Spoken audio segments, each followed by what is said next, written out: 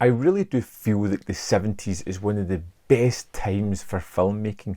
Lots of chances, lots of movies that I'm still discovering that are really interesting, with filmmakers and stars that I may have zipped by on their filmography and not really sat up and taken notice of it.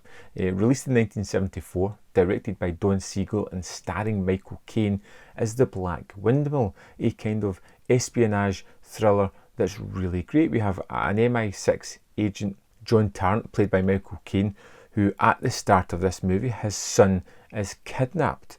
He's estranged from his wife. He is working with MI6. His boss, Donald Pleasance, plays Cedric Harper, and he's working on this big mission with uncut diamonds. The kidnappers call Cain and demand the diamonds as payment. So his bosses start looking in to Tarrant to see if he is clean, or if he knows more information than he should, or if he's working with the kidnappers. Tarrant is dealing with the fact that he's separated from his wife. They separated and because of his job and how it had such a weight on their relationship. The fact that even though they're separated, his job is still getting in the way and caused their son to be kidnapped. And we have Michael Caine kind of stuck in a situation where he's been set up by the bad guys to look as if he's involved. His bosses think he's involved. They're not going to pay the ransom. He's stuck in a situation trying to get his son back with no help. And it feels a rather laid back thriller, if there is such a thing. Laid back yet thrilling at the same time. You get this performance from Michael Caine that's really subdued. There's a wonderful moment where someone points out to the fact that he's rather relaxed, but he just kind of says, well, that's what I'm trained to be, hide my emotions. And it's a wonderful kind of insight into the character at that time. And what we have is Michael Caine having to both try and figure out who the bad guys are, outsmart his own team, do things covertly, and try and get his son back safely.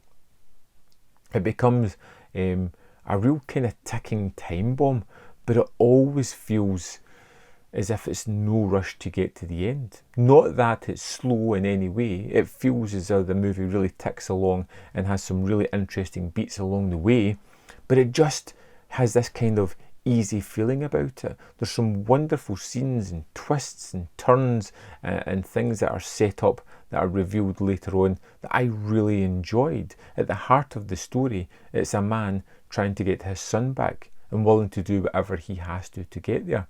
You've got a really good bad guy in the version of John Vernon, who knows exactly who Tarrant is and has put him under the cosh and is almost a match for him as well.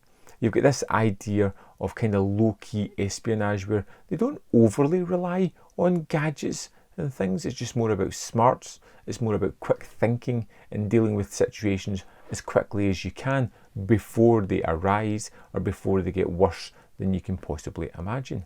As we watch Tarrant, I really like the character of this kind of stoic man who doesn't really show much emotion. There's a couple of times in the movie where his emotions get the better of him, and that usually lets him down, when he's not fully in control. And I like these kind of aspects of the movie that weren't really pointed out, but were there for you to pick up these breadcrumbs. A couple of times he gets close to getting his man, but he allows himself to be caught up in the emotion, and it's ultimately his downfall in that situation. I think Donald Pleasance as the bureaucrat boss is just wonderful, a really great role, and I was never quite sure whether he was on the same page with Cain or not. I think the look of the early 70s is wonderful. I think Don Siegel shoots this thing wonderfully well. There is a good sense of curiosity, tension and suspense through several moments in the way he uses the camera, the way he edits a scene together, particularly after Cain has been arrested in France and is being transported away. There is a wonderful sequence there that is really well put together, and it's just one of these early 70s thriller movies that came out of nowhere with a great cast, wonderful director, really well put together, and I'd never heard of it before. 101 Films is putting out the Blu-ray And I think if you're a Cain fan, if you like 70s movies, I think you're going to really enjoy this. I had a great deal of fun with it. It's not an exceptional movie, but it just does everything really well. Let me know your thoughts on Black Windmill in the comment box below, and I'll see you next time on Man v Film.